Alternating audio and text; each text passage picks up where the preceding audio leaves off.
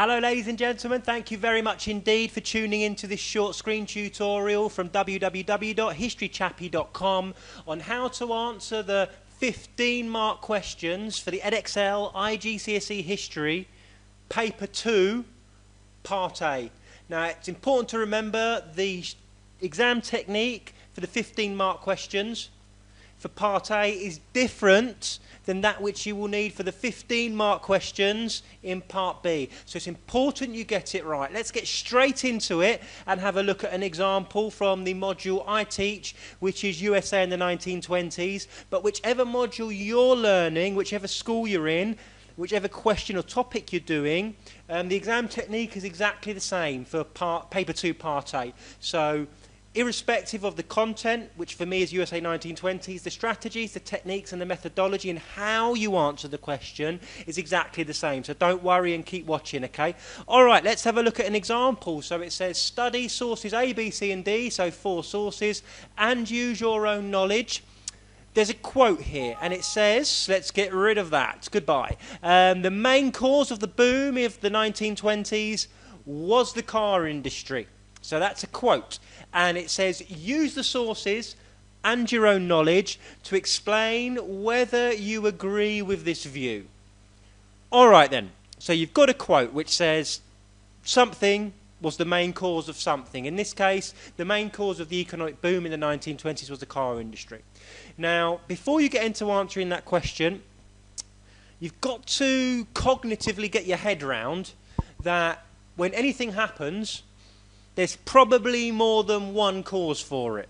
So this person in, let's get rid of that, sorry. This person in the question has singled out the car industry as the main cause of the boom. Now if we look at this pie chart, which I very, very quickly put together, it indicates that, yep, the car industry was a big cause of the boom. It had a massive impact on causing economic prosperity in America in the 1920s.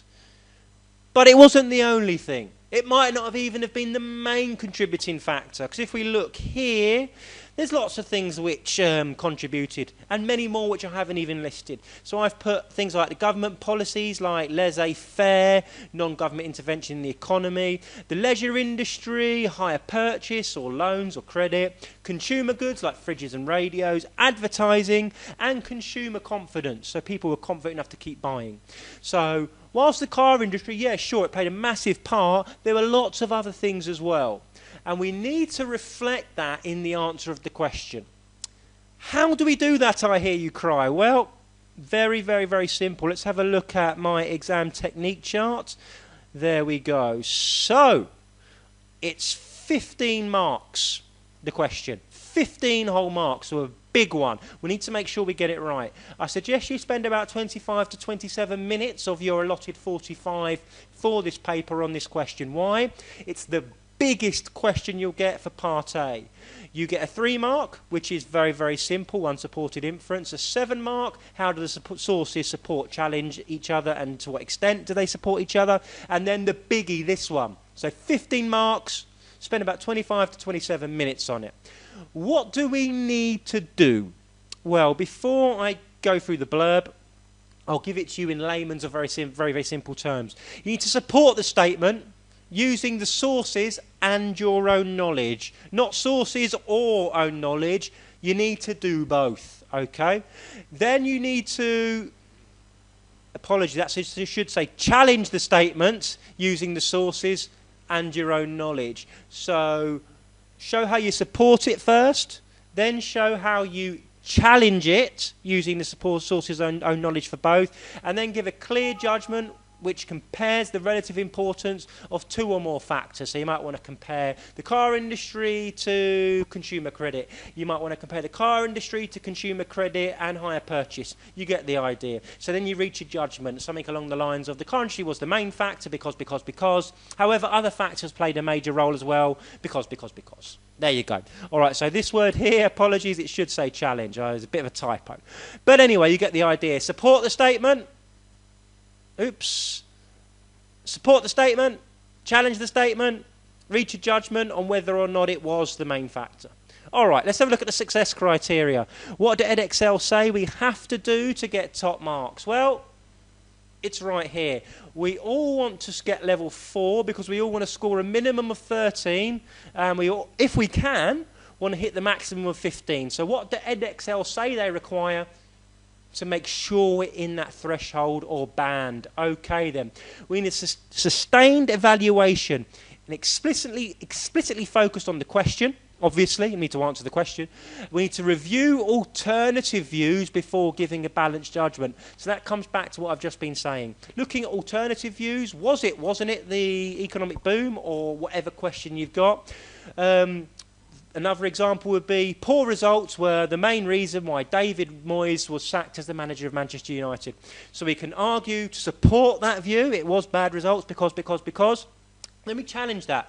We can give alternative perspectives. It was the fact he didn't get on well with the players. It's the fact he had an argument with the Manchester United board, etc., etc. So give the alternative views, as it says here. Then give a balanced judgment. So was it the car industry to a large or small extent or somewhere in between?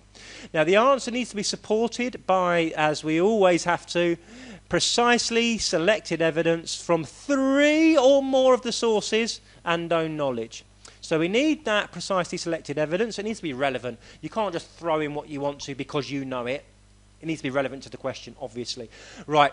The main sticking point here is we need 3 or more of the sources to be used in this answer somewhere, somehow. If you don't do that, no matter how good your answer is, the maximum you can score for this question is 8, which is almost half marks, which we don't want. So you must use 3 or more of the sources. So many of my pupils used 1 or 2 by mistake. It's 3. You need to use 3 of the 4. My top tip is use all of them. Use the 4, then you can't go wrong. Use them somewhere, somehow. And you need to use own knowledge. Now, what's own knowledge? It's stuff that's not in the sources. If you look at source D, that often gives you the best chance of bringing in your own knowledge, because if you use the sources and expand upon them, that counts as own knowledge. So if you bring something in, if it says in the source something like government policy had a major part to play, you could elaborate on that by talking about laissez-faire, low taxation, Ford-Near-Macumber Tariff Act, that sort of thing. So you can bring in your own knowledge by expanding on the sources. Now, let's go straight into what we need. 13 and 14 marks for an explicit judgment on the importance of one factor, so on the importance of, say, the car industry. If you want 15 marks, which I know you all do, obviously, that's why you're there, you want an A star. 15 marks for an explicit judgment comparing, this is the key, the relative importance of 2 or more factors. So if you compare the car industry to something else and give a judgment on it, you're looking at 15 marks. So support the statement, challenge the statement, give a judgment, use all the sources where possible, but no less than 3. Bring in some own knowledge. It's also worth mentioning you need to use some sources when you're supporting a statement, and you need to use some others when you're challenging it. You can't just say, for instance, use all the sources when you're supporting it and none in the challenge. It needs to be at least one source for either side, but a minimum of 3. To be safe, use all 4. Okay, then let's have a look at one of my pupils' examples. Now, this pupil, very, very bright pupil, and for this paper, they have got top marks. So let's have a look at how they've used building blocks to put that all together. What does success look like in a real-life example? Well, here it is. Apologies if it's a bit dark. I've been fiddling around with Adobe and the Adobe Reader, and I can't get it any lighter, so you're going to have to make do. Okay, so what's positive about this example then? Well, we'll look here. They've started with that leading language. A major cause of the economic boom in the 1920s was the car industry. So fantastic. That leading language, parroting the answers back at the question back at the examiner, so the examiner can go, phew, right from the outset. We know this candidate is going to support that statement and give me at Edexcel what I want. Then what do? They then use the sources to explain their answer and construct support for that statement that it was the car industry, as stated in source B. So here we have an example. Apologies for that, it keeps popping up out of nowhere. An example of the candidate supporting the statement, which is exactly what we want to see. They've used some precise own knowledge in here by giving some really statistical, factual data about is it the Model T? I believe it is. The time of production of a car went from 12 hours to 1 hour 33 minutes. Goodness me. So, excellent. Some precise knowledge in there. We move down. They're still supporting. Excellent. You can see where I've underlined there the fact they've used the sources. Now, this candidate, as great as they are, in our mock exam this Easter, they were one of the ones that committed the horrible crime of using less than 3 sources, so they pretty much limited themselves to half marks. So I've underlined it for them there so they can see, in that short space there, they've used source B, C and A, so they've already ticked that criteria, so fantastic. That was their learning target and they've achieved it. Lots of use of the source, lots of use of own knowledge, referring back to the question. Excellent. So they've done all they can to support that answer there. Brilliant.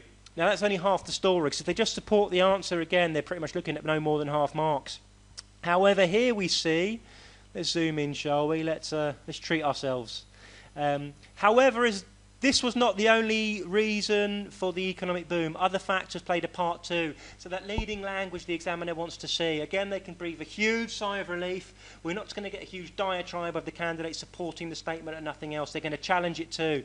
Using the sources, the First World War played a major role, because obviously that, to the detriment of Europe, smashed all their industries up or calibrated them towards things like armaments, which are no longer needed, leaving America to sort of mop up and take over the cotton industries, etc. So, excellent. They've used some precise own knowledge here, really contextual and statistical. The examiner can't argue with that because it's factually correct, so well done. Another use of a source here. Mentioned the president and a former president's name. The business of America's business. Now that's really precise own knowledge. It wasn't in the sources. So the candidate is ticking the boxes of challenging both sides, using the sources for both sides, and using own knowledge for both sides. So well done so far. Let's scroll down. Apologies if it's too dark. Talking about consumerism. Explaining everything that they've put down. And then we want to see a conclusion which weighs the relative importance of to one or more factors for 15. In conclusion, the car industry helped the economic boom, which it did, so that's correct, during the 1920s, greatly. So an extent, they're not saying it did help, it didn't, it supported it greatly, which is really measured and balanced. However, many factors such as the First World War, consumerism, higher purchasing encouraged increased spending and the economy to grow. So they've weighed those factors against each other and reached a judgment. I gave them 15 out of 15 because they supported and challenged the statement. They've used the sources well to support both sides. Expert and forensic own knowledge, which they have because it's statistical, factual and correct. All points are fully explained. A balanced judgment. They've used all 4 sources. They've used own knowledge, 15 out of 15. Very simple. How could we improve this answer? Well, my one way of suggesting this candidate improves could be by maybe expanding on their judgment, giving a little more detail. That would be my way of improving it. Maybe giving a bit more meat to the bones. However, it does tick the boxes. It's balanced and accurate. 15 out of 15. Let's refer back to that success criteria. Where is it? We need a sustained evaluation. Well, it's sustained. It's nearly 3 pages long. It's very much focused on the question. It's not